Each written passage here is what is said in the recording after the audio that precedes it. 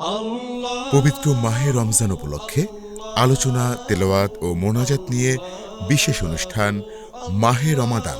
وإن لم تغفر لنا وترحمنا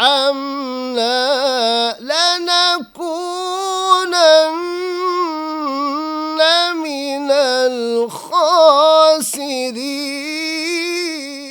আজকে যে আয়াতে কারিমা তেলাওয়াত করা হয়েছে সূরা আরাফের 23, 24 এবং 25, সেখানে একটা চমৎকার ঘটনার আলোকে কিছু দোয়া শিখিয়ে দেওয়া হয়েছে। যেখানে আল্লাহ তাআলা বলেছেন হযরত আদম আলাইহিস সালামকে সৃষ্টির কথা, তার সাথে মা হাওয়া আলাইহিস সালামের সৃষ্টির কথা। তারা জান্নাত থেকে এই যে দুনিয়াতে চলে আসে, এটা লম্বা একটা ঘটনা। যারা আল্লাহর বান্দাবান্দি তারা যেন এখান থেকে শিক্ষা গ্রহণ করে, আল্লাহ তাআলার রহমত থেকে নিরাশ হওয়া যাবে না। সুতরাং এই রমাদান এসেছে আমাদের পাপাচারগুলোকে জ্বালিয়ে পুড়িয়ে ছারখার করে দেওয়ার জন্য।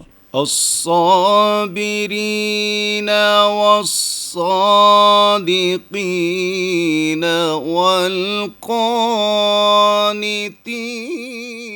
সূরা আলে ইমরানের 17-18তম আয়াতে রব্বে কারীম আসলে বান্দার জন্য কি বার্তা দিতে চেয়েছিলেন? হযরত মারিয়াম আলাইহিস সালাতু ওয়াস সালাম তিনি শিশুপুত্র জন্মদান করেছিলেন হযরত ঈসা আলাইহিস সালাতু ওয়াস সালামকে।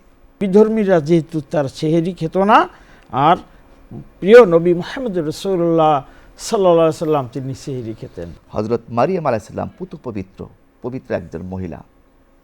তার ব্যাপারে উপস্থাপনা মুফতি হেদায়েত উল্লাহ, প্রযোজনা মোহাম্মদ তানভীর আহমেদ খান। দেখবেন রমজান মাসের প্রতিদিন বিকাল 5টা 30 মিনিটে।